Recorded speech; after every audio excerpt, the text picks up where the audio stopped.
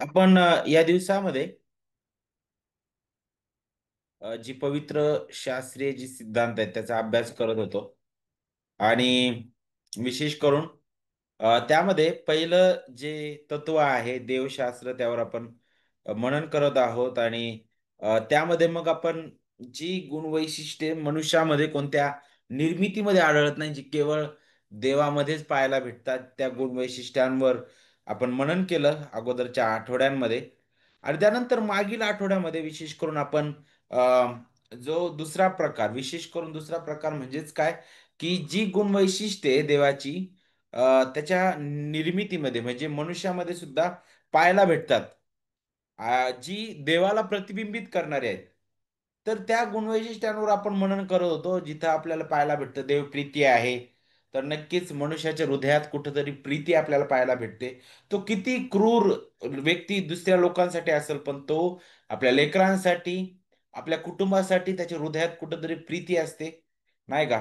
कितीही वाईट असला, किती गुन्हेगार असला तरी त्याच्या हृदयात सुद्धा कुठंतरी प्रीतीची भावना आपल्याला सुद्धा पाहायला भेटते. तर निर्माणकर्ता जो देव आहे त्याच्या प्रतिरूपात आपल्याला घडवलं त्याचे प्रतिबिंब आपल्याला पाहायला भेटतं की या गुणवैशिष्ट्यांद्वारे सुद्धा अ, काय होतात, प्रतिबिंबित होतात. पण आपल्याला माहित आहे की मनुष्याने पाप केलं आणि त्याचा परिणाम काय झालेला आहे. तर पूर्ण जे प्रतिरूप आहे देवाचं, जणू काय ज्या ज्या प्रतिमेमध्ये देवाने मनुष्याला घडवलं ते कुरूप झालं विरूप झालं म्हटलेलं आहे, नाही का? आणि अगोदर जी इच्छा होती मनुष्याची, जी भावना होती देवाबद्दल, जो आदाम अगोदर देवाकडे पळायचा तो आता देवापासून दूर झाला. देवापासून दूर पळायला लागला, नाही का? देवाबद्दल त्याच्या हृदयात आता प्रीती नाही. नक्कीच मनुष्याच्या मनात आता प्रीती आहे, परंतु ती स्वार्थी आहे. आता पापाबद्दल आहे त्याचं प्रेम, वाईट आहे जगासाठी त्याचं प्रेम आहे आता. तो नक्कीच प्रत्येक गोष्टीचा उपयोग वेगळ्या प्रकारे करायला लागलेला, नाही का? तर आपण मागील आठवड्यामध्ये विशेष करून देव प्रीती आहे त्याबद्दल शिकलो. त्यानंतर देव प्रकाश आहे त्याबद्दल शिकलो. देव सत्य आहे त्याबद्दल आपण शिकलेलो आहे.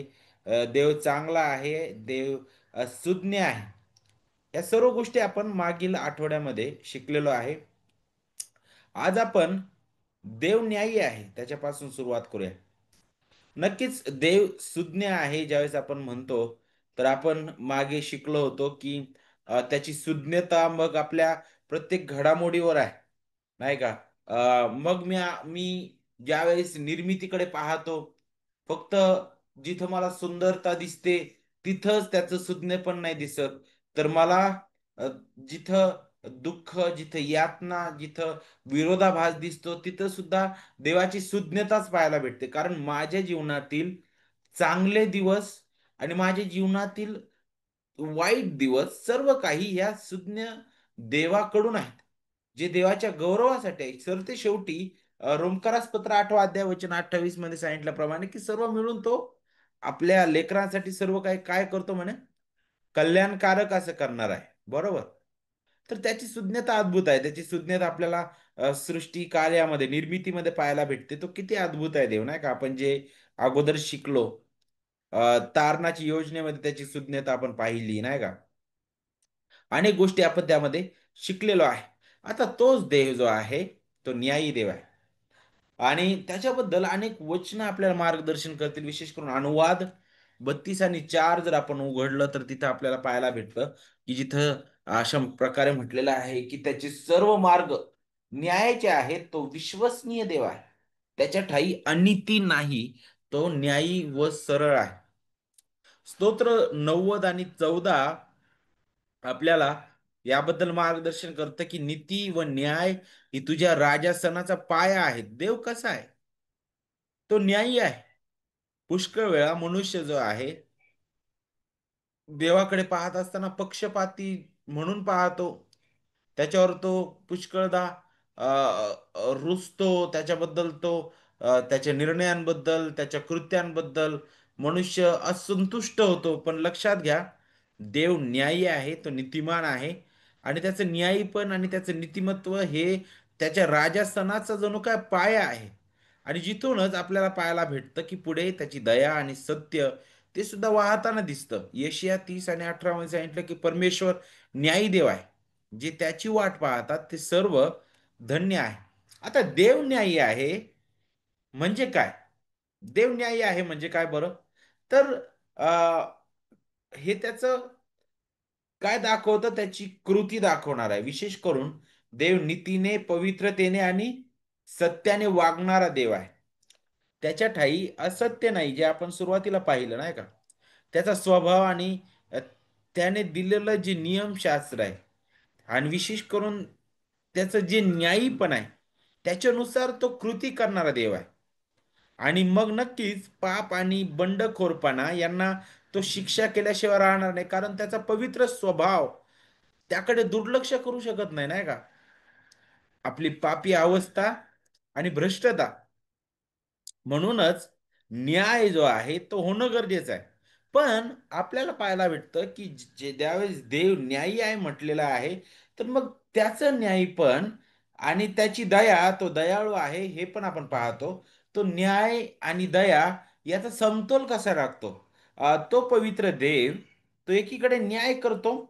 तो फक्त न्यायी जर असता आणि जर दयाळू नसता, तर आपण केव्हाच नष्ट झालो असतो, नाही का? परंतु तो दयाळू पण देव आहे आणि म्हणूनच आपल्याला पाहायला भेटतं त्याचा न्याय आणि त्याची दया अगदी एकत्ररित्या ख्रिस्ताच्या वधस्तंभावर, ख्रिस्ताचा जो बलिदान आहे तिथं आपल्याला पाहायला भेटतं, जिथं सर्व पाप्यांबद्दल, त्याचे निवडलेल्या लोकांबद्दल, त्यांच्यावरील जे पाप आहे त्याचा न्याय ख्रिस्तावर आला आणि तिथून त्या वधस्तंभापासून आपल्याला पाहायला भेटतं की त्या दयेचं अ, पूर्ण वर्षाव त्याच्या लोकांसाठी आहे.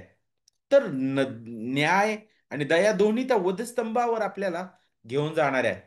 आणि ज्यावेळेस देव न्यायी आहे, याचा अर्थ काय बरं? तो प्रत्येक गोष्टीला योग्यतेने आणि नीतिमत्तेने पाहतो. देव न्यायी आहे म्हणजे मग त्याचा अर्थ काय बरं? त्याचे निर्णय सुद्धा अगदी अगदी परिपूर्ण आहे. त्याची प्रत्येक कृती, त्याचा विचार, त्याची हेतू अगदी अगदी परिपूर्ण ज्ञानाने आहे, सुज्ञतेने आहे.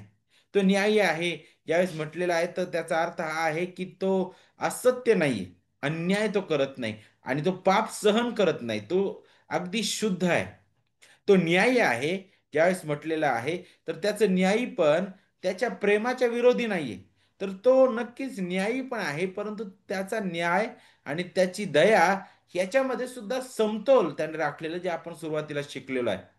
ज्यावेळेस आपण देवाची न्यायी पण पाहतो, तर का बरं हे गरजेचं आहे? का महत्वाचं आहे की देव न्यायी असणं? त्याचं कारण हे आहे की हे आपल्या धार्मिक जीवनाचा एक आधार आहे.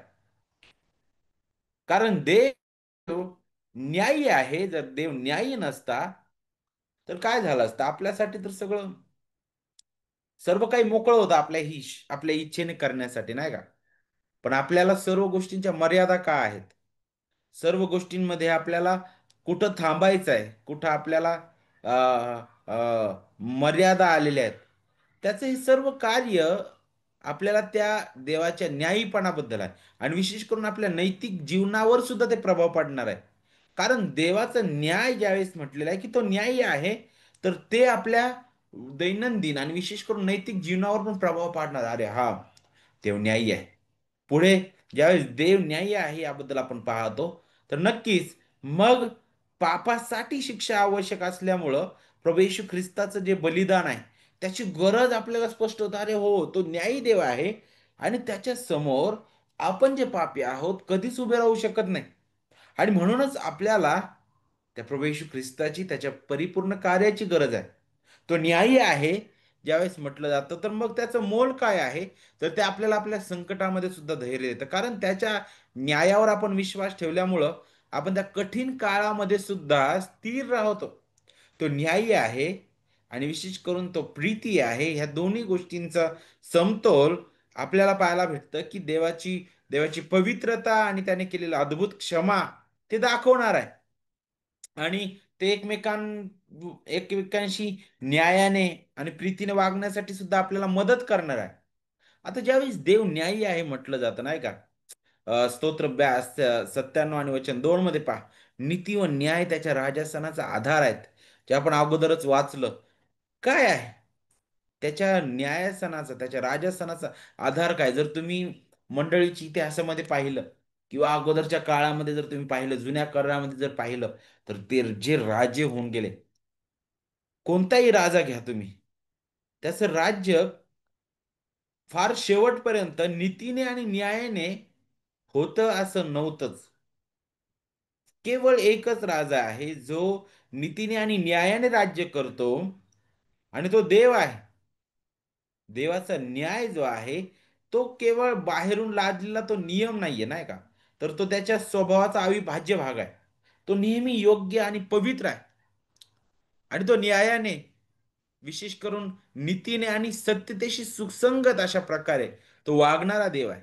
त्याचा न्याय जो आहे, त्याच्या त्या शासनाचा, त्याच्या राज्याचा तो पाया आहे, आणि म्हणूनच तो कधी बदलत नाही, लक्षात घ्या. तो योग्य, तो न्याय करतो, म्हणूनच ख्रिस्ताचा वधस्तंभ आहे. तो न्याय आहे, तो न्यायी आहे देव, नाही का?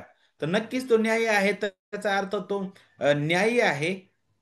तर मग तिथं कोणत्याही प्रकारे त्याची प्रेम किंवा त्याची दया किंवा त्याची प्रीती, त्याला तो विरोध करत नाही ज्यावेळेस तो न्यायी आहे म्हटलं जातं, नाही का? कारण देवाचा न्याय आणि प्रेम हे कधीच विरोधी नाहीये. ज्यावेळेस तो न्यायी म्हटल्यावर फक्त तो न्यायच करतो, आणि मग तो प्रीतीने नाही करू शकत, किंवा देव प्रीती आहे म्हटल्यानंतर तो आपला न्याय बाजूला ठेवतो आणि फक्त प्रीती करतो, असं नाहीये. त्याचा न्याय पापासाठी शिक्षा मागतो, दंड मागतो, नाही का? परंतु त्याचं प्रेम पाप्यांसाठी क्षमेचा मार्ग दाखवणार आहे. आणि या दोन्ही गोष्टी त्या वधस्तंभावर एकत्र आलेल्या आपल्याला दिसतात. जिथं देवाचा कठोर न्याय प्रभू येशू ख्रिस्तावर लादण्यात आलेला. बघा रोमकरास पत्र अध्याय 3 वचन 25-26 मध्ये काय सांगितलंय? त्याच्या रक्ताने विश्वासाच्या द्वारे प्रायश्चित्त होण्यास देवाने त्याला पुढे ठेवलं, यासाठी की पूर्वी झालेल्या पापांची देवाच्या सहनशीलतेने उपेक्षा झाल्यामुळे त्याने आपले नीतिमत्व व्यक्त करावे. कसं देवाचं नीतिमत्व? त्याचं न्याय पण प्रगट होतं. तर सगळ्यात अगोदर वधस्तंभाकडे पहा, जिथं सर्व मानवजातीचं, त्याच्या निवडलेल्या लोकांचं पाप त्याच्यावर लादण्यात आलेलं आहे.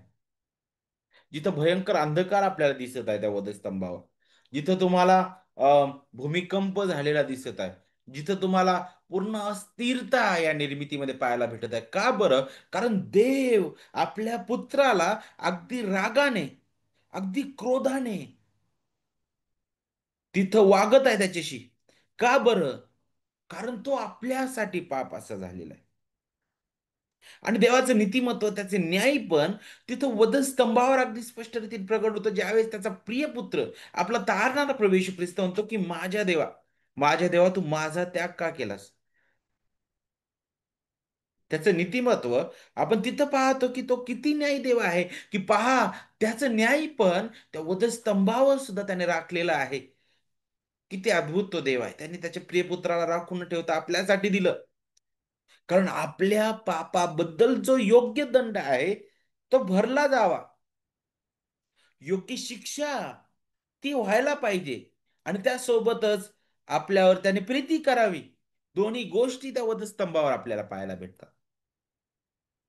पाप आणि देवाचा न्याय याकडे आपण कसं पाहतो, नाही का?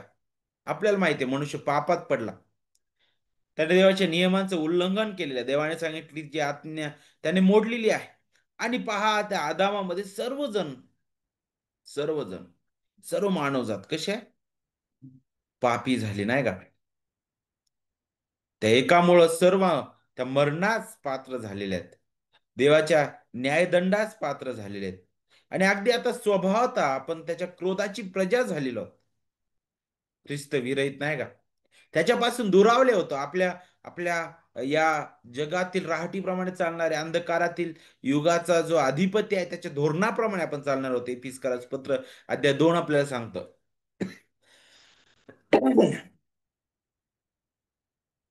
मग देवाने जर तसंच आपल्याला स्वीकारलं असतं, तर काय झालं असतं?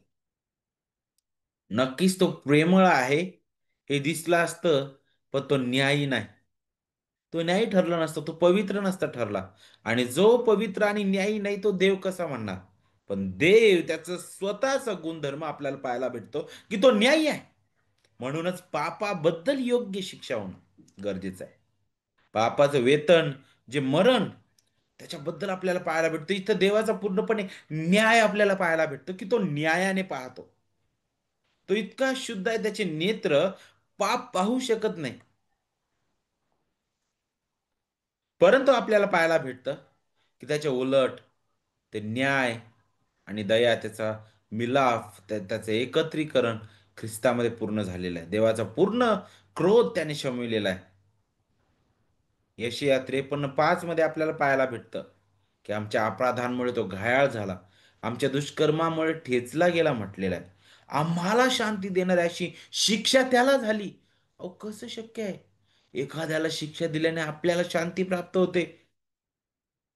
देवाचा क्रोध शमविण्यात येतो. किती अद्भुत हे आहे! हे केवळ ख्रिस्तामध्ये झालेलं आहे. ज्याला पाप ठाऊक नव्हतं, त्याला त्याने तुमच्या आमच्याकरिता पाप असे केले, यासाठी की आपण त्याच्या ठायी देवाचं नीतिमत्व असे व्हावे. किती अद्भुत हा न्यायी देव आहे. किती सामर्थ्य प्रभू आहे. त्याचं न्यायी पण आणि निवड यामध्ये सुद्धा आपल्याला पाहायला भेटतं, की कोणत्याही प्रकारचा तो विरोधाभास करत नाही. देवाचा न्याय केवळ शिक्षा आणि प्रतिफळापुरताच नाहीये, तर तो त्याच्या शासनाच्या प्रत्येक गोष्टीमध्ये आपल्याला पाहायला भेटतो. त्याने काहींना तारणासाठी निवडलं, तर काहींचा न्याय केला, तरीही तो त्याच्या पवित्र हेतूनुसार आणि पूर्ण न्यायाने तो वागत आहे. आता लक्षात घ्या, इफिसकारास पत्र अध्याय 1 आणि वचन 4 जर तुम्ही बारकाईने वाचलं, तुमच्या पवित्र शास्त्रामध्ये तुम्ही वाचा, जिथं अगदी स्पष्ट रीतीने सांगितलेलं आहे, की आपण त्याच्या समोर निर्दोष आणि निष्कलंक असे उभे राहावं, म्हणून त्याने त्याच्या प्रिय पुत्राठाई आपल्याला जगाच्या स्थापने अगोदर निवडून घेतलं म्हटलेलं आहे. बरोबर? तर देवाच्या निवडीबद्दल आपल्याला शिकायला भेटतं. जगाच्या स्थापने अगोदर त्याने निवडलेलं आहे. तर पवित्र शास्त्र पूर्ण निवडीबद्दल आपल्याला मार्गदर्शन करणार आहे.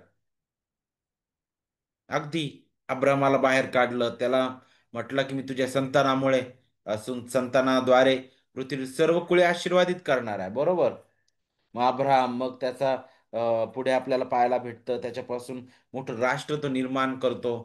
मग आपल्याला पाहायला भेटतं अ, यहुदा वंश त्याला तो निवडतो, त्याच्यातून तो राजा येणार आहे. मग दाविदाचं घराणं तो निवडतो, नाही का? आणि मग शेवटी ख्रिस्ताचं येणं आपल्याला पाहायला भेटतं. आणि या सर्व गोष्टी ज्या आहेत, हे अद्भुत आहे. देवाची तारणदायी योजना पूर्ण करणाऱ्या आहेत. त्यांनी सुरुवातीलाच देवाने निवडून ठेवलेले आहेत जीवनासाठी आणि न्यायासाठी. हे अगदी स्पष्ट आहे देवाचं वचन. परंतु तरी सुद्धा तो इथं पक्षपात करत नाही. लक्षात घ्या. नाही तुम्ही म्हणाल, अरे देव किती पक्षपाती आहे. त्याला जर सुरुवातीलाच माहित होतं नाही का, की मानवजात पाप करणार आहे, तर मग त्याने का नाही अडवलं? त्याने हे का होऊ दिलं? काय देव त्याला मान्यता देत होता का? किंवा मग नंतर देव न्यायी झाला? किंवा अजूनही असा प्रश्न आपल्या समोर उपस्थित आहे, अरे देव किती क्रूर आहे. तो काहींना जीवन देतो आणि काहींना न्यायासाठी राखून ठेवतो. हे कसं शक्य आहे? तर देवाच्या प्रिय लेकरांनो, ज्यावेळेस आपण आपली दयनीय अवस्था समजून घेऊ, त्यावेळेस आपल्याला हे समजून येईल, की देवाने जे केलेलं अद्भुत कार्य आहे, ते खरं तर पक्षपात नाहीये. खरं तर आपल्याला माहित आहे, की सर्वच मानवजात नाशास पात्र होती. सर्वच मानवजात नाशास पात्र होती, नाही का? आणि आपल्याला पाहायला भेटतं, कोणीच त्यातून जीवन मिळवण्यासाठी पात्र नव्हतं. उदाहरणार्थ एका खाड्यामध्ये, प्रभू जो आहे एका खोऱ्यामध्ये घेऊन जातो नाही का, जिथं सर्व आस्ती आपल्याला पाहायला भेटतात. बरोबर की नाही? आता ज्या सर्व आस्ती आहेत, त्याचं मोल काय हो? आस्तींचं काहीच नाही. बरोबर की नाही? ती राख आहे. राख आहे, त्याच्यामध्ये जीवन नाहीये. परंतु सर्व आस्तींमधून काहींमध्ये जीवन येणं, याला तुम्ही पक्षपात म्हणणार का? नाही म्हणणार. का बरं? कारण सर्व आस्ती आहेत अगोदरच. परंतु तरी सुद्धा काहींमध्ये जीवन निर्माण होतं. तर मग इथं मात्र देवाची उदारपण आपल्याला पाहायला भेटतं. लक्षात घ्या.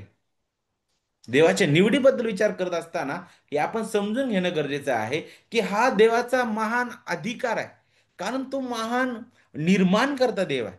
आणि त्याच्या अधिकाराच्या, त्याच्या इच्छेने तो हे करतो. पहा, रोम 9:15 आणि 16 काय सांगत आहे बघा. पाऊल म्हणत आहे, की देवाने मोशेला म्हटलं आहे, देव म्हटलं नाही का, ज्या कोणावर मी दया करतो त्याच्यावर मी दया करीन, आणि ज्या कोणावर मी करुणा करतो त्याच्यावर मी करुणा करीन. यावरून ही इच्छा बाळगण्यावर नव्हे किंवा धावपळ करणाऱ्यावर नव्हे, तर दया करणाऱ्या देवावर अवलंबून आहे. पूर्णपणे त्याचा अधिकार आहे. त्याने निवडलेला आहे, त्याचा पूर्ण अधिकार आहे, त्याची इच्छा आहे. ते आपल्या कोणत्या कृत्यांवर नाहीये. तो म्हणतो, मी याकोबावर प्रीती केली, मी एसावाचा द्वेष केला. म्हणजे काय बरं, याकोबामध्ये काहीतरी चांगलं पाहिलं होतं नाही? याकूब पण फसवा होता. बरोबर. याकूब पण एसावापेक्षा कमी नव्हता. पण देवाचा सर्वाधिकार आपल्याला पाहायला भेटतो, जो सर्वाधिकारी देव आहे. आणि त्याच्या पुढे आपण जाऊ शकत नाही. त्याच्या ससंकल्पाने त्याने घडून आणलं त्याच्या प्रिय पुत्राठाई. परंतु त्याची निवड जी आहे अद्भुत आहे. त्याच्या सर्वाधिकाराने बरोबर आहे. परंतु ही निवड त्याने त्याच्या सृष्टीच्या निर्मितीच्या अगोदर केलेली आहे. दुसरी गोष्ट, त्याने ही निवड त्याचं न्याय पण राखून नाही ठेवलेली, तर त्याच्या न्यायाने केली. म्हणूनच त्याच्या प्रिय पुत्राठाई म्हटलेलं आहे, आपल्याला निवडलं. त्याने आपल्याला दत्तक होण्यासाठी पूर्वीच नेमलेलं आहे म्हटलेलं आहे. तर त्याच्या न्यायीपणाने आपल्याला हे पाहायला भेटतं. ख्रिस्तामध्ये ते आपल्याला आहे. त्याच्या न्यायामुळं आपल्याला पाहायला भेटतं, की विश्वासणाऱ्यांना शांती मिळते. विश्वास ठेवणाऱ्याला शांती मिळते. का बरं? कारण चुकीला शिक्षा मिळेल नाही का, आणि नीतिमत्ता टिकेल याची खात्री असते. आता मनुष्याला मनमानी किंवा अन्यायाची भीती निर्माण होते नाही का. मनमानी करणं आणि अन्याय करणं किती भयंकर आहे. त्याऐवजी तो देवाच्या सत्यावर विश्वास ठेवतो. आणि अगदी अद्भुत रीतीने शांती निर्माण करणारे सूत्र 98:9 मध्ये काय सांगितलं, कारण तो पृथ्वीचा न्याय करण्यास आला आहे. तो जगाचा न्याय यथार्थतेने करेल व लोकांचा न्याय सरळपणे करेल म्हटलेला आहे. किती अद्भुत तो आहे. त्याचं न्यायी पण आपल्याला अंतिम आशा सुद्धा देणार आहे. शेवटच्या न्यायामध्ये प्रत्येकाची कृत्य स्पष्ट होणार आहे. अगदी उघड होणार आहे. कुणी असं म्हणू शकणार नाही, की देवा मी ते केलं नाही. कारण इतकं ते उघड असणार आहे, की त्यांना बोलण्यासाठी जागा नसणार आहे. कारण तो न्यायी देव आहे. त्याचा न्याय ज्यांच्यासाठी त्या वधस्तंभावर त्याने ओतला, त्यांच्यासाठी आपल्याला पाहायला भेटतं, की अद्भुत रीतीने त्याचं जीवन पाहायला भेटणार आहे. परंतु त्यासोबतच त्यांच्याबद्दल सुद्धा, त्यांच्या कृत्यांबद्दल सुद्धा योग्य ते प्रतिफळ त्यांना दिलं जाणार आहे. याचा आता मनुष्य जीवनावर काय प्रकाश पडतो?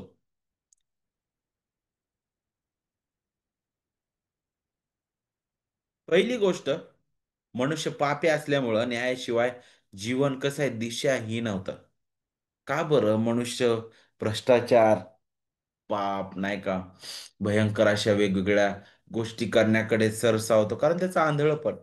त्याला खरंच देवाचे न्याय पण त्याची महानता कळालेली नाही. देवाचा न्याय मनुष्याला त्याच्या दोषाची जाणीव करून देतो आणि तारणाऱ्याची गरज दाखवितो, की अरे मी किती पापी आहे. मी देवासमोर उभं राहण्यास बिलकुल लायकीचं नाही. मी देवाच्या न्यायास पात्र आहे, कारण मी इतका भ्रष्ट आहे. आणि म्हणूनच मला तारणाऱ्याची गरज आहे. आणि देवाचं न्यायी पण आपल्याला प्रामाणिक जीवन जगण्याची प्रेरणा सुद्धा देतं, नाही का. आणि म्हणून मग शेवटी ज्यावेळेस देव न्यायी आहे याबद्दल आपण पाहतो, तर आपल्याला काय मग करणं गरजेचं आहे? तर देवाच्या नियमांचं पालन करत आदराने जीवन जगावं. प्रभू येशू ख्रिस्ताचा जे बलिदान आहे त्यावर विश्वास ठेवून पापातून मुक्त होण्याचा मार्ग स्वीकारावा. त्याच्या हाती पडावा आपण नेहमी.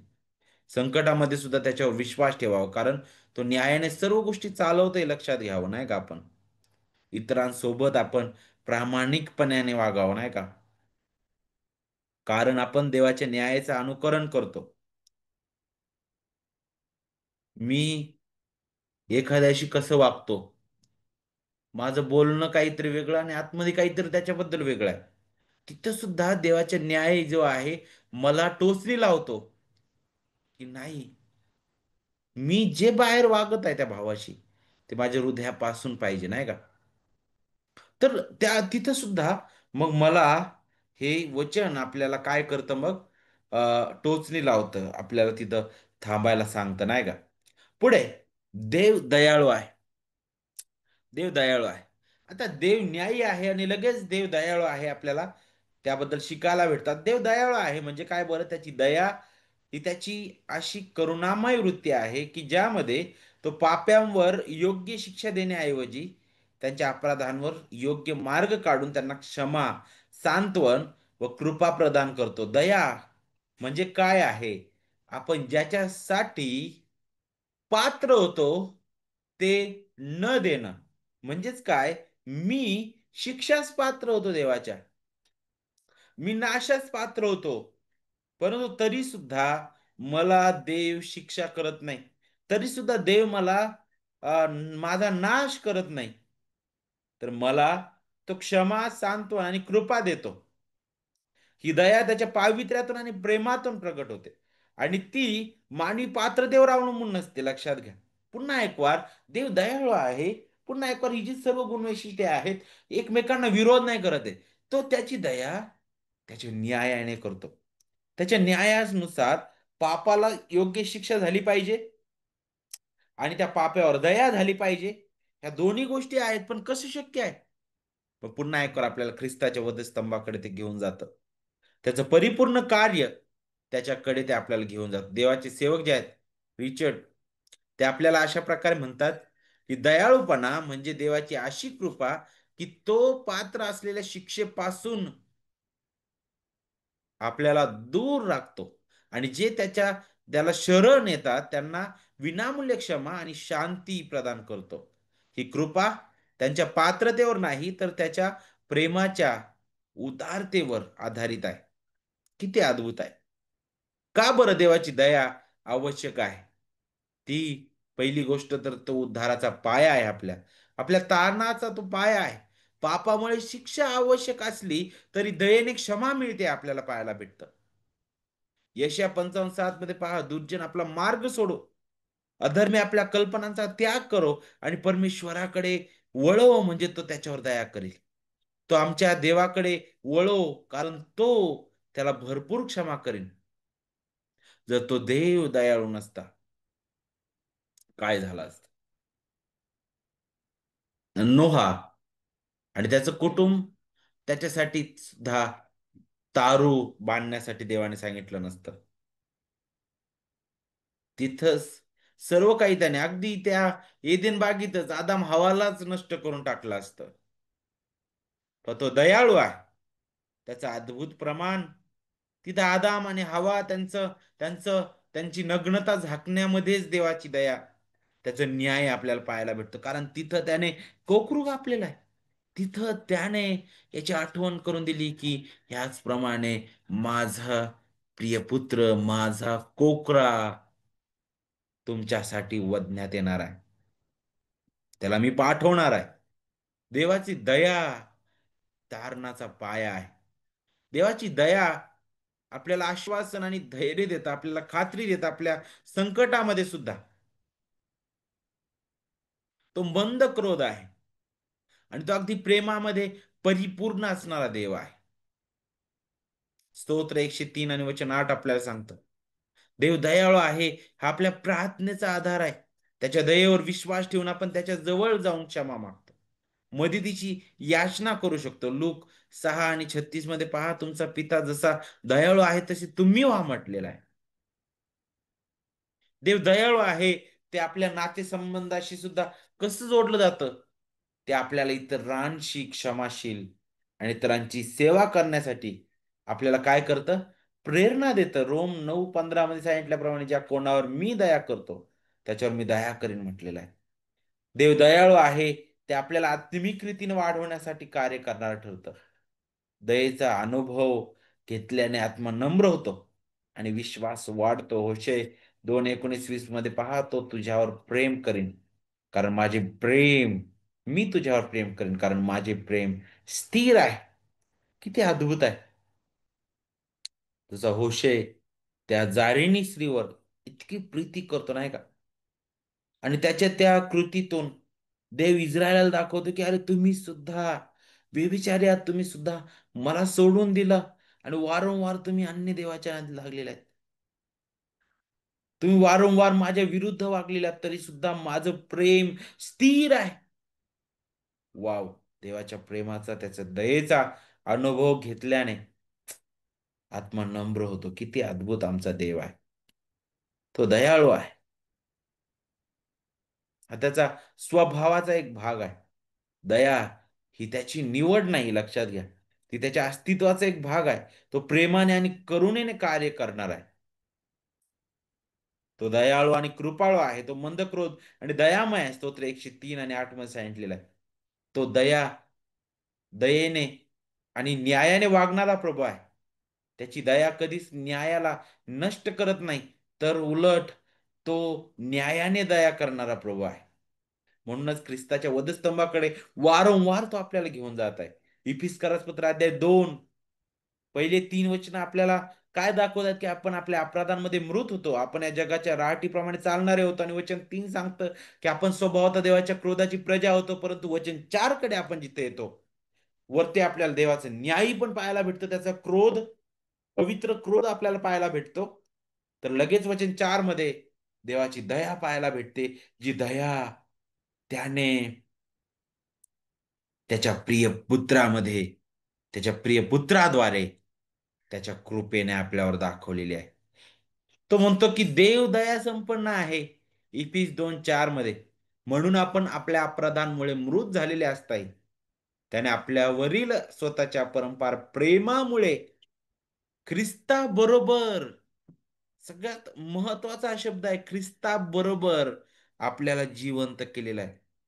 जे आपल्याला गरजेचं होतं, जे भोगणं आपल्याला गरजेचं होतं, ख्रिस्ताने आपल्या बदली भोगलं. देव आपल्याला ख्रिस्तामध्ये पाहतो की यस, माझ्या लेकराने, माझ्या प्रिय पुत्राने ह्या लोकांचं, या पापी लोकांचं सर्व किंमत चुकवलेली आहे. तो आपल्याला ख्रिस्तामध्ये पाहतो. त्याने आपल्याला ख्रिस्तामध्ये जिवंत केलेलं आहे. त्याने आपल्याला ख्रिस्ताद्वारे उठवलेलं आहे. तो आपल्यावर कृपा करतो त्या ख्रिस्तामध्ये त्याने केलेल्या परिपूर्ण कार्याद्वारे. त्याचं न्याय आणि दया दोन्ही गोष्टी आपल्याला तिथे अगदी अद्भुत रीतीने पाहायला भेटत आहे. त्याची दया आणि कृपा या दोन्ही गोष्टी आपल्याला पुढे पाहायला भेटतात. त्या कशा प्रकारे? दया म्हणजे काय? दोष असूनही क्षमा देणं. आणि कृपा म्हणजे काय? त्याहूनही पलीकडे जीवन देणं, ज्यासाठी आपण अपात्र होतो. दया म्हणजे ज्याच्यासाठी आपण पात्र होतो ते न देणं. कशासाठी? नाशास. पण कृपा काय सांगतं? आपण ज्याच्यासाठी अपात्र होतो ते त्याने उदार हस्ते देणं. म्हणजे काय? जीवन, सार्वकालिक जीवन, नाही का. दया विश्वासाने स्वीकारल्यावर कृपेमुळे नवे जीवन मिळते, नाही का. आपल्याला त्याबद्दल पाहायला भेटतं. दया आणि अंतिम न्याय, त्याबद्दल आपल्याला काय शिकायला भेटतं? शेवटच्या दिवशी दया विश्वासणाऱ्यांना क्षमा आणि सार्वकालिक जीवन देते. आणि आपल्याला पाहायला भेटते दया न्यायासोबत कार्य करून अंतिम न्यायात त्याचं सामर्थ्य ती प्रगट करणार आहे. देव दयाळू आहे याचा तारणाशी काय संबंध आहे? दयेमुळे आपल्याला पाहायला भेटतं पाप्यांना तारण मिळतं, जरी ते पात्र नसले तरी. तेच आपण इफिस 2:4-5 मध्ये पाहिलं.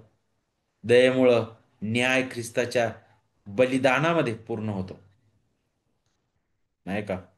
रोमकरास पत्र 3:25 मध्ये सांगितलेलं आहे की देवाने त्याच्या रक्ताद्वारे ते प्रायश्चित्त आपल्यासाठी घडून आणलेला आहे.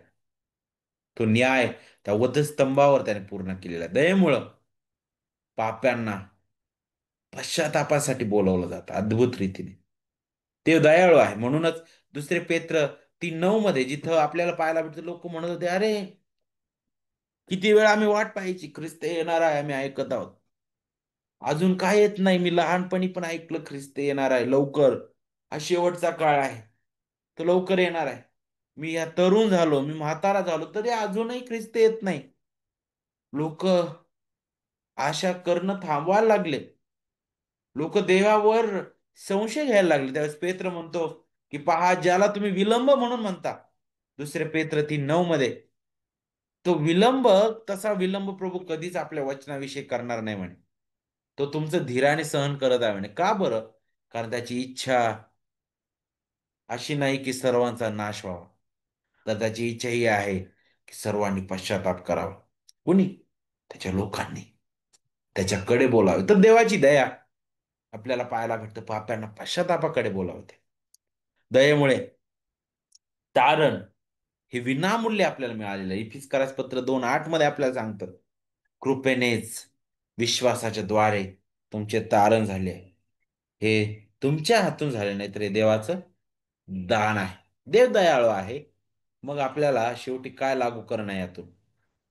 देव दयाळू आहे, यातून आपल्याला हे शिकायला भेटतं की आपण ख्रिस्तावर विश्वास ठेवावा, त्याच्या हाती पडावं. नेहमी नेहमी केवळ आपली क्षमा आणि तारण त्याच्यामध्येच पूर्ण झालेलं आहे.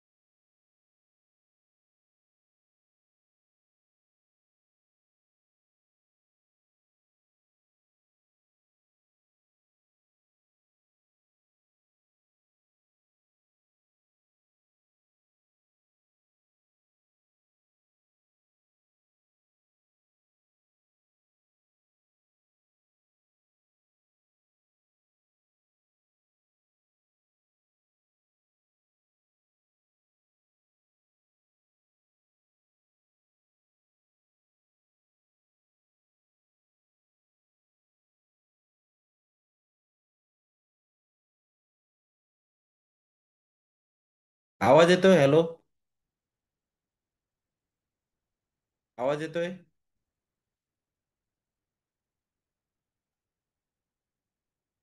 ओके. लाईट गेली नेमकं इकडं.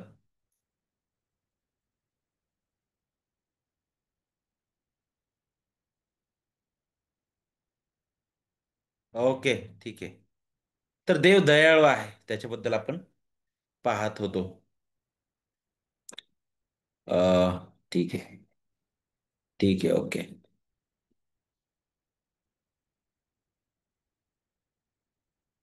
त्यानंतर देव कृपाळू आहे.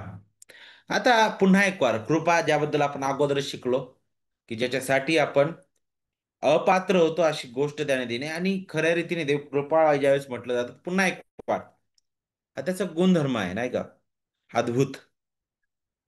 आणि आपल्याला पाहायला भेटतं जिथं विश्वासणाऱ्यांवर कृपा करणं, नाही का, त्यांच्या पापांची क्षमा, त्यांचं जीवन बदललं जाणं आणि त्यांचं जतन, ह्या सर्व गोष्टी आपल्याला पुढे शिकायला भेटतात, नाही का? जे आपण सुरुवातीला शिकलो, ज्यासाठी आपण अपात्र होतो ते देणं. कृपा ही जी आहे ती बिनशर्त आहे, कोणत्याही शर्तीवरती अवलंबून नाही देवाची कृपा. कर्मावर नाही देवाची कृपा, जे शिक्षेस पात्र अशा पाप्यांवर केली जाते, केलेली आहे. कृपा ही आपल्या चांगल्या कामाचा मोबदला नाही. अरे, मी काहीतरी चांगलं केलं म्हणून त्याचा मोबदला नाहीये. तर हे केवळ देवाच्या दयेने, देवाच्या प्रेमाचं, देवाच्या कृपेचं दान आहे. इफिस 2:8-9 मध्ये अगदी तुम्हाला माहित आहे, आणि मला विश्वासाच्या द्वारे आपलं तारण झालं, हे आपल्या हातून नाही, तर देवाचं दान आहे. म्हणून कोणी आढ्यता बाळगू शकत नाही, नाही का? इथं देवाची कृपा ही सार्वभौम आहे. ही मानवी प्रयत्नावर नाही, देवाच्या सार्वकालिक इच्छेवर आधारलेली आहे. तो तो कोणाला वाचवायचं ते स्वतः ठरवतो नाही का. म्हणून वारंवार आपल्या समोर रोम 9 आणि 15 आपल्या समोर येईल ते वचन, की ज्या कोणावर मला दया करावीशी वाटते त्यावर मी दया करेल म्हटलेलं आहे. किती अद्भुत आहे. कृपा जी आहे ही परिवर्तन करणारी आहे, जीवन बदलणारे, हृदय आणि जीवन ती बदलणारी. कृपा पाप क्षमा करते. एवढेच नाही तर हृदय आणि स्वभाव सुद्धा बदलणारे आहे. ती पश्चाताप आणि आज्ञापालन निर्माण करते आपल्यामध्ये. ती 2 आणि 11-12 पहा, कारण सर्व माणसांना तारण देणारी अशी देवाची कृपा प्रकट झाली. ती आपल्याला असे शिकविते. काय शिकवित? धन्य अशा प्राप्तीची म्हणजे आपला थोर देव व तारणारा असा जो येशू ख्रिस्त, त्याचा गौरव प्रगट होण्याची वाट पाहत आपण अभक्तीला व ऐहिक वासनांना नाकारून सांप्रतच्या युगात मर्यादेने, नीतीने व सुभक्तीने वागावं. पाहिलं? देवाची कृपा विश्वास, पश्चाताप आणि आज्ञापालन निर्माण करणारी आहे. अगदी अद्भुत आहे. थॉमस वॉटसन अशा प्रकारे म्हणतात की कृपा ही सर्व आध्यात्मिक जीवनाची मुळे आहे. तिच्याशिवाय विश्वास, पश्चाताप आणि आज्ञापालन हे निर्जीव असते. देवाच्या कृपेशिवाय हे शक्य नाहीये. कृपा ही तारण करणारी आहे, पाप क्षमा आणि सार्वकालिक जीवन ती देणार आहे. कृपा हेच सामर्थ्य आहे जी पाप क्षमा करून मनुष्याला शी जोडते आणि सार्वकालिक जीवन देते. प्रभू येशू ख्रिस्ताच्या बलिदानामुळे, ख्रिस्ताच्या वधस्तंभावर आपल्याला ती कृपेचा वर्षाव पाहायला भेटत आहे. त्याची त्याची नीतिमत्वता विश्वासणाऱ्यांना बहाल करण्यात आलेली आहे. त्याच्या मृत्यूमुळं पाप झाकण्यात आलेले, त्याने जे अनमोल रक्त सांडलेलं आहे त्यामुळे त्या पापाचं वेतन पूर्णपणे भरण्यात आलेलं आहे. रोम 3:24 देवाच्या कृपेने येशू ख्रिस्त येशूने खंडणी भरून प्राप्त केलेल्या मुक्तीच्या द्वारे ते विनामूल्य नीतिमान ठरतात म्हटलेलं आहे. कृपा हे विश्वासणाऱ्यांचं जतन करते. किती अद्भुत आहे. आपल्या संकट अवस्थेमध्ये, आपल्या दुःखात, आपल्या दुर्बलतेमध्ये सुद्धा आपल्याला ती दृढ राखणारी आहे. म्हणूनच ज्यावेळेस पाऊल प्रार्थना करतो त्याच्या अशक्तपणाबद्दल, 3 वेळेस त्याने प्रभूकडे प्रार्थना केली, प्रभू माझ्या जीवनातील हा काटा तू दूर करावास. त्यावेळेस प्रभूने काय म्हटलं? माझी कृपा तुला पुरेशी आहे. 2 करिंथ 12:9 मध्ये पहा, माझी कृपा तुला पुरेशी आहे, कारण अशक्तपणातच माझी शक्ती पूर्णतेस येते. म्हणून ख्रिस्ताच्या सामर्थ्याची छाया माझ्यावर राहावी म्हणून मी विशेष करून आपल्या अशक्तपणाची प्रौढी फार आनंदाने मिरवीन. देवाच्या प्रियलेकरांनो, पुष्कळ वेळा आपल्या अशक्तपणाबद्दल आपण देवाला दोष देतो. आपल्या आपल्या जीवनातील आजारपण, आपल्या जीवनातील येणारे विविध प्रसंग, त्यामुळे आपण देवाकडे फार वेगळ्या नजरेने पाहतो. त्या योनासारखं आपलं जीवन होतं, की अरे देवा तू दयाळू आहेस, मला त्याचा राग येतो. तुझी दया फक्त माझ्यापुरतीच पाहिजे होती, तू का निनवेवर दया केलीस? आता मला जगण्यापेक्षा तू मारून टाक, मला हे सहन होत नाही. पुष्कळदा अशीच वृत्ती आपल्याशी असते. देवाच्या प्रियलेकरांनो, देवाची कृपा आपल्यासाठी पुरेशी आहे, जी आपल्या अशक्तपणात सुद्धा त्याच्या सामर्थ्याचा अनुभव देणारी आहे. देवाची कृपा ही आपल्याला उपासना आणि आज्ञा पालनाकडे घेऊन जाणार आहे. कृतज्ञतेची प्रेरणा देणारी आहे. जॉन वेन म्हणतात की कृपा फक्त पाप क्षमा करत नाही, तर ती आपल्याला धार्मिकतेने चालण्याची ताकद देते. किती अद्भुत आपला देव आहे.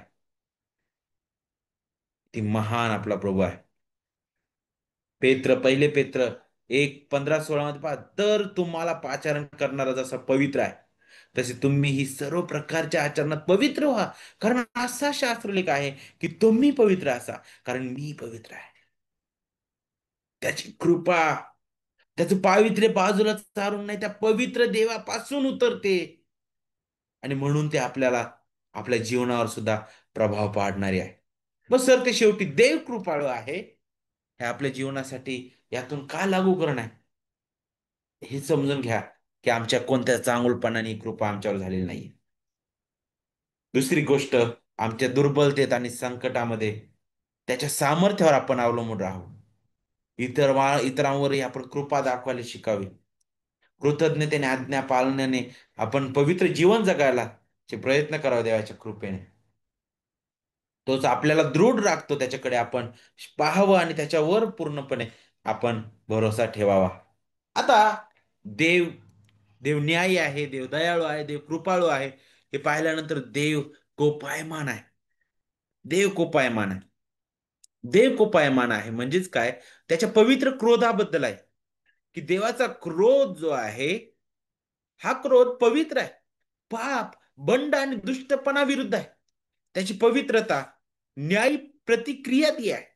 हा कोप कोणत्याही अनियंत्रित रागामुळे निर्माण होत नाही. अरे तो नियंत्रणाच्या बाहेर गेलाय म्हणून नाहीये, तर हे त्याच्या पवित्रतेतून येणारी योग्य प्रतिक्रिया आहे. आपल्या पापामुळं आपल्या पापामुळे त्याची पवित्रता दुखावली जाते. त्याचा न्याय प्रगट होतो. थॉमस वॉटसन म्हणतात की देवाचा क्रोध हा अचानक आलेला राग नाही, तर त्याच्या न्यायी हृदयाने पापाविरुद्ध घेतलेला स्थिर निर्णय आहे. त्याचा संताप पवित्र, सुज्ञ आणि आपल्या पापाच्या मूल्यमापनानुसार आहे. जॉन नोएल म्हणतात की देवाचा क्रोध हा त्याच्या पवित्रतेचे प्रदर्शन आहे. तो पापाचा द्वेष करतो कारण पाप हे त्याच्या स्वभावाला विरोध करणारे आहे. त्यामुळे त्याचा राग हा न्याय आणि आवश्यक असतो. तो पापाला शिक्षा आणि नाश करण्यासाठी असतो, नाशाचा आनंद घेण्यासाठी नाहीये.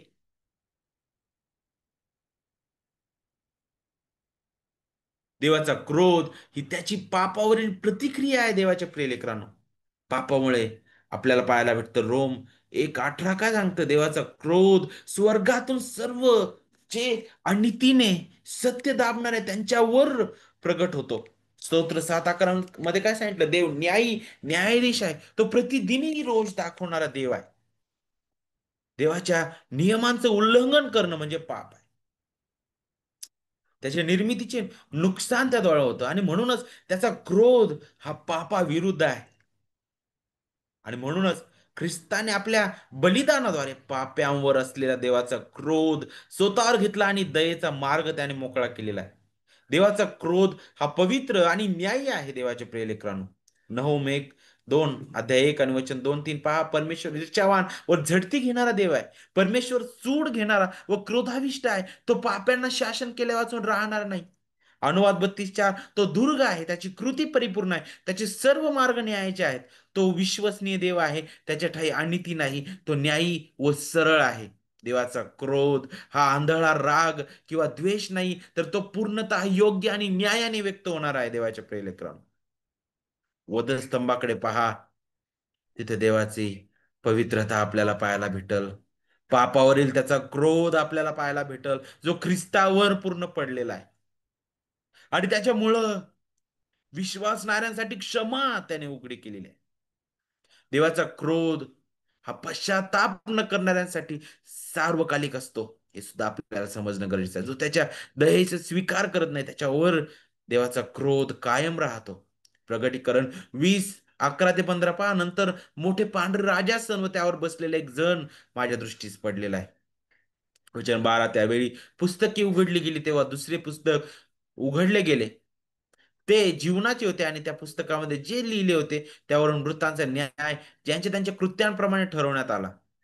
ज्याच्या त्याच्या कृत्यांप्रमाणे प्रत्येकाचा न्याय ठरवण्यात आला. तेव्हा मरण वादोलक हे अग्नीच्या सरोवरात टाकले गेले. अग्नीचे सरोवर हे दुसरे मरण होय. ज्या कोणाचे नाव जीवनाच्या पुस्तकात लिहिलेले सापडले नाही, तो अग्नीच्या सरोवरात टाकला गेला. देवापासून कायम स्वरूपीचा दुरावा, सार्वकालिकतेमध्ये देवाच्या क्रोधात राहणं. ख्रिस्ताने आपल्यासाठी तो सार्वकालिक क्रोध अगोदरच त्या वधस्तंभावर पिलेला आहे. त्याच्यामध्ये आपल्याला सुटका मिळालेली आहे. ख्रिस्ताशिवाय सार्वकालिक क्रोधाचे आपण वाटेकरी होतो. देवाचा क्रोध, देव कोपायमान आहे, हे आपल्याला पाहायला भेटतं की त्याची नीतिमत्वता सुद्धा दाखवणार आहे. तो लोकांवरील द्वेष नाहीये, पापावरील द्वेष आहे. लक्षात घ्या, तो न्याय आणि नीतिमत्वतेची पुनर्स्थापना करणारा देव आहे. त्याबद्दल ते सांगतं. स्तोत्र 11:7, कारण परमेश्वर न्यायी आहे, त्याला नीतिमत्व प्रिय आहे, सरळ असलेल्यांना त्याचे दर्शन होईल म्हटलेलं आहे. वधस्तंभावर पुन्हा एकवार देवाचा न्याय आणि प्रेम दोन्ही प्रगट झालेला आहे. पापावर असलेला क्रोध ख्रिस्तावर ओतण्यात आला आणि विश्वासणाऱ्यांना क्षमा मिळालेली आहे. देवाचा क्रोध त्याच्या गौरवासाठी आहे. पापावर न्याय करणं हे देवाच्या गौरवाचं प्रगट रूप आहे. तो आपल्या पवित्रतेला आणि नियमांना कोणत्याही प्रकारे कलंकित होऊ देणार नाही देवाच्या प्रियलेकरांना.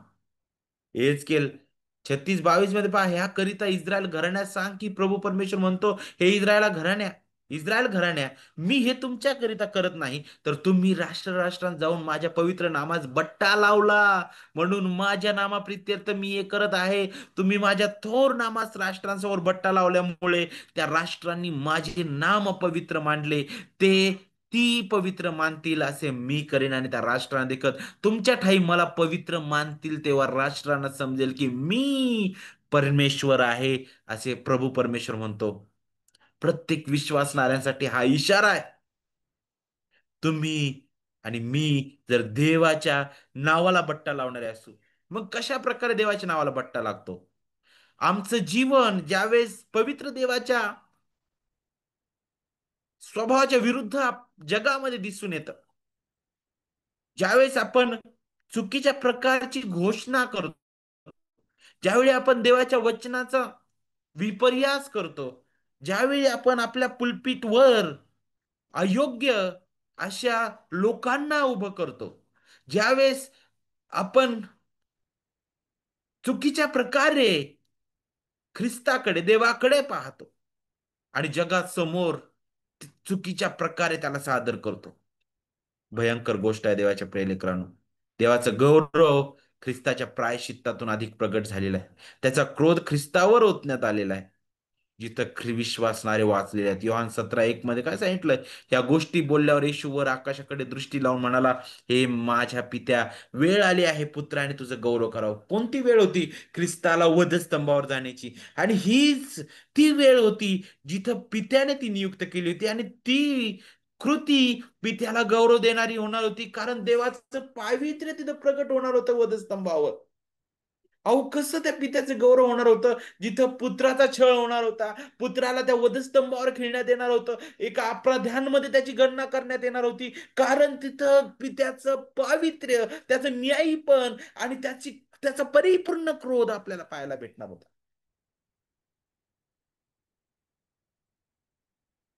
देव कोपायमान आहे.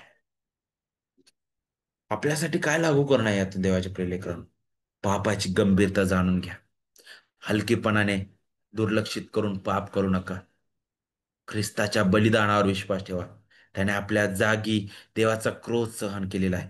पश्चातापाने प्रार्थना करत आपले जीवन जगा. धार्मिकतेने जगा. इतरांसाठी प्रार्थना करा. कृतज्ञ असा. देव क्षमाशील आहे. देव क्षमाशील आहे, नाही का?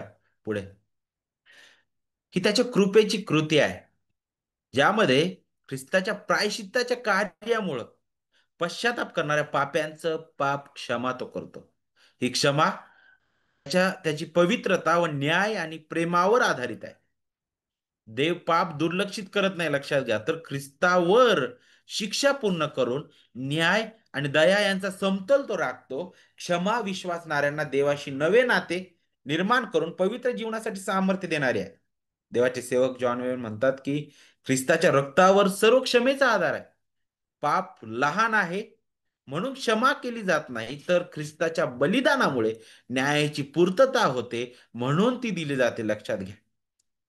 मॅथ्यू हेनरी म्हणतात देवाची क्षमा ही एक करारासारखी आहे, जिथे तो आपल्या अपराध्यांना अपराधांना पुसून टाकतो आणि मनापासून पश्चाताप करणाऱ्यांना पुन्हा आपल्या सहवासात घेऊन शांतता प्रदान करतो. देव क्षमाशील आहे. ही क्षमा कृपेवर आधारलेली आहे. क्षमा ही आपल्या चांगल्या कर्मावर नाहीये, देवाच्या दयेवर आणि प्रेमावर आधारलेली आहे. देवाच्या प्रियलेकरांनो, इफिस 1:7 मध्ये पहा, त्याच्या कृपेच्या समृद्धीप्रमाणे प्रियकराच्या ठाई त्याच्या रक्ताच्या द्वारे खंडणी भरून मिळवलेली मुक्ती म्हणजे आपल्या अपराधांची क्षमा आपल्याला मिळालेली आहे. स्तोत्र 103:12, पश्चिमेपासून पूर्व जितकी दूर आहे तितकी त्याने आमचे अपराध आमच्यापासून दूर केले आहेत. ख्रिस्ताच्या मृत्यूने देवाचा न्याय पूर्ण झालेला आहे आणि त्याच्यामुळे क्षमा मिळते. देवाची क्षमा ही न्याय आणि योग्य आहे. क्षमा मिळते म्हणून आपण पाप दुर्लक्षित कर होत नाही, ख्रिस्ताने शिक्षा सहन केलेली आहे आणि तिथं देवाचा न्याय पूर्णपणे पूर्ण झालेला आहे आपल्याला पाहायला भेटतो. यशा 53:5 खरे पाहिले असता तो आमच्या अपराधांमुळे घायल झाला, आमच्या दुष्कर्मामुळे ठेचला गेला, आम्हाला शांती देणारी अशी शिक्षा त्याला झालेली आहे. वधस्तंभावर न्याय आणि दया यांचा मिलाप झाला. देवाच्या प्रिय ख्रिस्ताच्या वधस्तंभामुळे पापावर शिक्षा झाली आणि आपल्याला क्षमा मिळालेली आहे. देव खरा पश्चाताप करणाऱ्यांना क्षमा करतो. पहिले योहान 1:9, जर आपण आपली पापे पदरी घेतली तर तो विश्वसनीय व न्यायी आहे म्हणून आपल्या पापाची क्षमा करेल. विश्वासणाऱ्यांबद्दल बोललोय, विश्वासणाऱ्यांना सुद्धा नेहमी पश्चातापाची गरज आहे, कारण आपण अजूनही पडतो. देवाची क्षमा त्या लोकांनाच आहे जे पश्चाताप करतात, देवाकडे वळतात. काय आम्ही आमच्या स्वतःच्या बळावर ओढू शकतो का? नाही. देव कृपा पुरवतो, त्याचा आत्मा आपल्या हृदयात कार्य करतो. देवाचा आत्मा लोकांना अपराधाची जाणीव करून देतो. ख्रिस्तावर विश्वास ठेवण्यासाठी तो मदत करतो. देवाची क्षमा आपलं नातं देवासोबत पुन्हा पुनर्स्थापित करतं. रोम 5:10, कारण आपण शत्रू असता देवाबरोबर त्याच्या पुत्राच्या द्वारे आपला समेट झाला आहे. क्षमा फक्त दोष दूर करत नाही, देवाची क्षमा तर देवाशी संबंध पुन्हा प्रस्थापित करते. आणि ज्या देवाने आदाम हवेला त्या बागेतून हाकलून दिलं, त्याच देवाने त्याच्या प्रियपुत्रा ठाई आपल्याला पुन्हा त्या नवीन येतेनामध्ये घेऊन आलेला आहे. आणि त्या नवीन येतेसाठी तो आपल्याला तयार करत आहे. किती महान तो देव आहे. त्याच्या कुटुंबाचा एक भाग त्याने केलेला आहे. किती महान तो प्रभू आहे. देवाची क्षमा नवे जीवन आणि आज्ञा पालनासाठी सामर्थ्य देते. खरी क्षमा मन बदलतं, कृतज्ञता निर्माण करते, पवित्र जीवन जगण्याची प्रेरणा देते. कलसे 3:13, एकमेकांचे सहन करा, कोणाविरुद्ध कोणाची गाऱ्हाणे असल्यास आपसात क्षमा करा, प्रभूने तुम्हाला जशी क्षमा केली तशी तुम्ही करा. मंडळी, देवाची मंडळी, या नात्याने देवाने आपल्याला क्षमा केलेली आहे. त्याच प्रकारे आपणही एकमेकांप्रती क्षमाशील असावं. आता जी घटना घडली मागील काही आठवड्यांपूर्वी, जे अमेरिकेमधील एक प्रसिद्ध सुवार्तिक, देवाचा एक सेवक, त्याला गोळी झाडण्यात आली, तो मरण पावला, तो रक्तसाक्षी झाला. त्याची त्याची पत्नी, आणि तो अगदी अवघा 31 वर्षाचा होता. आपल्याला पाहायला भेटतं की अगदी 1 वर्षाचा मुलगा आणि मला असं 2 की 3 वर्षाची मुलगी आहे त्याची. का बरं त्याला मारण्यात आलं? कारण तो सत्यासाठी लढणारा होता. त्याची पत्नी, तिचा इंटरव्ह्यू काल होता, ती काल बोलता बोलता म्हटले की आमच्या प्रभूने, तारणाऱ्या ख्रिस्ताने मला क्षमा केली. त्या वधस्तंभावर असताना ज्याने त्याचे हालाल केले त्यांच्याबद्दल तो पित्याकडे म्हणतो की पित्या, तू यांना क्षमा कर, कारण हे काय करत आहेत त्यांना कळत नाही. ती म्हणते की मी त्या तरुणाला क्षमा केलेली आहे. वाव. आपल्या समोर दिसणाऱ्या भावाबद्दल, बहिणीबद्दल आपल्याला फार कठीण वाटतं. ती म्हणते नाही, ख्रिस्ताने शत्रूवर पण प्रीती करायला शिकवलंय. मी प्रीती करते कारण मी देवाचा नियम पालन करत आहे. त्याने मला क्षमा केलेली आहे, कारण मी शत्रू असताना त्याने मला क्षमा केली. देव सहनशील आहे. देवाची सहनशीलता हा त्याचा एक पवित्र गुण आहे. पहा पुढे, तो पाप्यांना तत्काळ शिक्षा न करता त्यांना पश्चाताप करण्यासाठी वेळ आणि संधी देतो. तो न्याय विसरून जात नाही, पण योग्य वेळी न्याय देण्याऐवजी प्रेमाने थांबतो आणि पाप्यांना त्याच्याकडे परत येण्याची संधी देतो. देवाचा सहनशीलता हा दुर्बलपणा किंवा उदासीनता नाही. देवाच्या प्रिय, तो पवित्र, सामर्थ्यशाली व हेतुपूर्ण संयम आहे. तो शिक्षा थांबवतो जेणेकरून अधिक लोक पश्चाताप करून त्याच्या कृपेचा लाभ घेऊ शकतील. त्याचा सहनशीलता हा त्याच्या न्यायावर आधारित असतो. तो पापांकडे दुर्लक्ष करत नाही, लक्षात घ्या, पण प्रेमाने वाट पाहतो की पापी आपले अपराध स्वीकारून त्याच्याकडे परत येतील. देवाची सहनशीलता हा त्याच्या प्रेमातून प्रगट होते.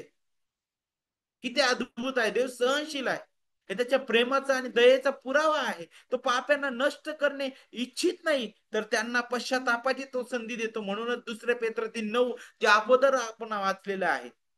की लोक ज्याला विलंब म्हणून म्हणतात, तसा विलंब प्रभू आपल्या वचनाविषयी लावत नाही म्हणे, करणार नाही म्हणे. तर तो तुमचं धीराने सहन करत आहे. कोणाचा नाश व्हावा अशी त्याची इच्छा नाही, तर सर्वांनी पश्चाताप करावे अशी आहे.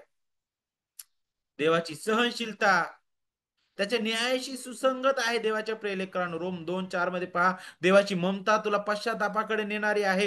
हे न समजून तू त्याची ममता, क्षमा व सहनशीलता यांच्या विपुलतेचा अनादर करतोस काय?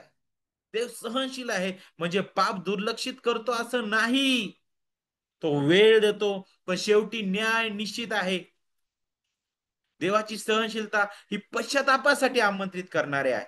योएल 2:13 आपली वस्त्रे नव्हे तर हृदय फाडा आणि परमेश्वर तुमचा देव ह्याच्याकडे वळा, कारण तो कृपाळू, कनवाळू, मंद क्रोध, दयासागर आहे. अरिष्ट आणल्याबद्दल त्याला वाईट वाटण्यासारखे आहे. देवाच्या सहनशीलतेमुळे पाप्यांना स्वतःच्या चुकीची जाणीव होऊन ते पश्चाताप करतात आणि देवाकडे परत येतात. देवाची सहनशीलता हे त्याच्या गौरवासाठी आहे. देवाच्या सहनशीलतेमुळे देवाची दया, प्रेम आणि न्याय यांचं सौंदर्य जगासमोर उघड होतं. रोम 9:22-23 पहा, आपला क्रोध दर्शवावा आणि आपले सामर्थ्य व्यक्त करावे असे देवाच्या मनात असताना नाशासाठी सिद्ध झालेल्या क्रोधाच्या पात्रांना मोठ्या सहनशीलतेने त्याने जर वागून घेतले, आणि ज्या लोक आपल्याला केवळ यहुद्यातून नव्हे तर परराष्ट्रांतूनही पाचारण झाले, ते आपल्याविषयी म्हणजे त्याने पूर्वी गौरवासाठी सिद्ध केलेल्या दयेच्या पात्रांविषयी आपल्या गौरवाची विपुलता व्यक्त करावी असे त्याला वाटले असेल, तर काय किती अद्भुत आहे. देवाच्या सहनशीलतेमुळे देवाचं गौरव अधिक प्रगट होतं आणि ख्रिस्ताच्या बलिदानातून त्याची दया, त्याचा न्याय, याचा मिलाफ पूर्णपणे जगाने पाहिलेला आहे. देवाचं सहनशीलता हा पश्चाताप करणाऱ्यांसाठी सार्वकालिक जीवन प्रदान करणार आहे. पश्चाताप करून ख्रिस्तावर विश्वास ठेवतो, त्याच्यासाठी देवाची क्षमाशीलता, पूर्ण क्षमा आणि नवे जीवन देणारे 1 योहान 4:10 प्रीती म्हणावी तर हीच. आपण देवावर प्रीती केली असे नाही, तर त्याने आमच्यावर प्रीती केली आणि त्याने आपल्याला,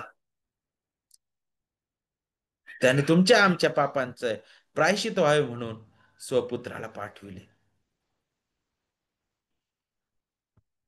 किती महान, किती गौरवी आपला तो प्रभू आहे. किती पराक्रमी तो प्रभू आहे. ख्रिस्ताचं वधस्तंभावरील बलिदान हे देवाच्या सहनशीलतेचं आणि प्रेमाचं परिपूर्ण प्रदर्शन आहे. आपण पापात असलो तरी तो आपल्याला क्षमा देतो आणि ख्रिस्तावर विश्वास ठेवून तारण मिळवण्याचं आमंत्रण तो देतो. त्याच्या सहनशीलतेवर विश्वास ठेवून पश्चाताप करणं हे सुवार्तेचा योग्य प्रतिसाद आहे देवाच्या प्रिय. मग तो सहनशील आहे, तर यासाठी लागूकरण काय आपल्याला शेवटी? पाप लपू नका. मनापासून पश्चाताप करा. इतरांशी संयमी राहा. प्रेमाने वागा. सुवार्थ सांगून इतरांना पश्चातापासाठी आमंत्रित करा. देवाने दिलेली वेळ उपयोगात आणून त्याच्यासाठी नाते दृढ करा. त्याच्याशी नाते दृढ करा. देवाच्या धीरासाठी, सहनशीलतेसाठी कृतज्ञ असा. प्रार्थनेत इतरांसाठी आणि स्वतःसाठी धीर मागा. कारण तो महान, दयाळू असा प्रभू आहे.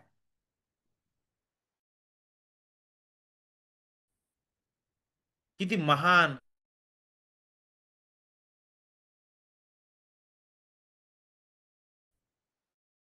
नीतिमान आहे. देव नीतिमान आहे. पहा, देवाची नीतिमानता ही त्याच्या परिपूर्ण आणि पवित्र स्वरूपाचा गुण आहे. तो नेहमी जे योग्य, न्याय आणि सत्य आहे तेच करतो. त्याची प्रत्येक कृती त्याच्या पवित्र स्वभावाशी पूर्ण सुसंगत असते. तो अन्याय करू शकत नाही किंवा आपल्या स्वभावाविरुद्ध वागू शकत नाही. त्याचा न्याय हा त्याच्या पवित्रता, सत्य आणि न्याय यांपासून वेगळा नाही. याचा अर्थ काय माहितीये का? देव नित्यमान आहे म्हणजे देव नेहमी योग्य, न्यायी आहे. तो नेहमी त्याच्या पवित्र स्वभावाशी पूर्णपणे सुसंगत अशा प्रकारे कार्य करणारा देव आहे. देवाची नीतिमत्ता परिपूर्ण आणि निर्दोष आहे. देवाचे सर्व कार्य निर्दोष आणि परिपूर्ण आहे. तो नेहमी आपल्या स्वभावानुसार योग्य आणि न्याय्य वागणारा आहे. स्तोत्र 145:17 परमेश्वर आपल्या सर्व मार्गात न्यायी आहे. तो आपल्या सर्व कृत्यांत दयाळू आहे. देवाची नीतिमानता पापावर न्यायाची मागणी करणारे आहे. देव नीतिमान असल्यामुळं पाप दुर्लक्षित करत नाही. प्रत्येक चुकीला शिक्षा मिळणं आवश्यक आहे. देव न्यायी आहे. स्तोत्र 7:11 मध्ये सांगितलं. प्रति दिवशी रोष दाखवणार आहे, म्हणूनच ख्रिस्ताचा वधस्तंभ आपल्याला त्याच्याबद्दल दाखवित. त्याच्या नीतिमत्तेचं ते प्रदर्शन आहे देवाच्या प्रियलेकरांनो. देवाची नीतिमानता विश्वसनीयतेने तो वचन पूर्ण करतो त्याबद्दल आहे. देव नेहमी आपलं वचन आणि करार पाळणारा आहे. त्याची नीतिमानता त्याला न बदलणारा आणि विश्वसनीय बनविते. दुसरे तिमोथी 2:13 सांगता, आपण अविश्वासी झालो तरी तो विश्वसनीय राहतो, कारण त्याला स्वतः विरुद्ध वागता येत नाही. ख्रिस्तामध्ये देवाच्या सर्व अभिवचनांची पूर्णता झाली आहे. इथं आपल्याला देवाची विश्वसनीयता पाहायला भेटते. देवाची नीतिमानता पश्चाताप आणि उद्धाराकडे घेऊन जाणारे, तारणाकडे घेऊन जाणारे. देवाची नीतिमानता जाणल्यावर आपल्याला आपल्या पापाची जाणीव होते आणि आपण नम्र होऊन पश्चाताप करतो. देवाच्या अद्भुत आत्म्याचं कार्य आहे, जिथं सुवार्थ आपल्या हृदयाला भिनते. देवाचा आत्मा त्या सुवार्तेच्या द्वारे आपल्याला आपल्या पापाबद्दल, नीतिमत्वताबद्दल आणि न्यायाबद्दल खात्री करून देतो. आत्मिक रीतीने तो जिवंत करतो. आपल्याला पश्चातापी हृदय तो देतो. खरा तारणदायी विश्वास तो आपल्यामध्ये उत्पन्न करतो. हे अद्भुत कार्य आहे. म्हणूनच दुर्जन आपला मार्ग सोडू शकतो. अधर्मी आपल्या कल्पनांचा त्याग करू शकतो आणि परमेश्वराकडे वळू शकतो. कारण देवाची नीतिमानता त्या दुर्जनाने देवाच्या अद्भुत आत्म्याच्या कार्याद्वारे ख्रिस्ताच्या सुवार्तेकडून पाहिलेली आहे. देवाची नीतिमानता त्या वधस्तंभावर पूर्णतः आपल्याला पाहायला भेटते. जिथं देव नीतिमान आहे, देव दयाळू आहे, दोन्ही तिथं आपल्याला पाहायला भेटतात. ख्रिस्ताने शिक्षा स्वीकारली, तिथं देवाची नीतिमानता, त्याचं न्यायीपण, त्याची पूर्तता आपण पाहतो. पूर्ण समाधान तिथं झालेलं आहे. पहा यशया 53:11. त्याच्या जीवाच्या वेदना सरल्यावर तो त्यांचं फल पाहून समाधान पावेल. तो माझा नीतिमान सेवक आपल्या ज्ञानाने बहुतांना निर्दोष ठरवेल. त्यांच्या अधर्मांचा भार तो आपल्यावर घेईल. वधस्तंभावर देवाच्या नीतिमान न्यायी मागण्यांची पूर्णता झाली आणि पाप्यांसाठी क्षमेचं द्वार उघडला गेलेला आहे. देवाची नीतिमानता अंतिम न्यायात पूर्ण होईल. शेवटी एक दिवस येईल जेव्हा सर्व पापांवर त्याचा न्याय पूर्णपणे उतरणार आहे.